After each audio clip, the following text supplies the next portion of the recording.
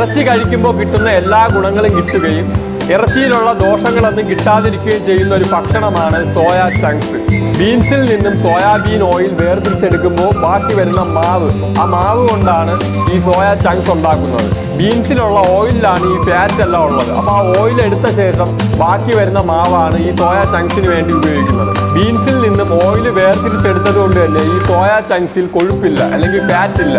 Soya chunks സസ്യാഹാരികൾക്ക് മാത്രമല്ല പ്രിയം, മാംസാഹാരികൾക്കും പ്രിയമാണ്. കാരണം സോയ ചങ്ക്സ് കഴിക്കുന്നത് നമുക്കൊരു ഇറച്ചി കഴിക്കുന്ന അതേ ഫീൽ തന്നെയാണ്, അല്ലെങ്കിൽ അതേ ടേസ്റ്റ് തന്നെയാണ് തരുന്നത്.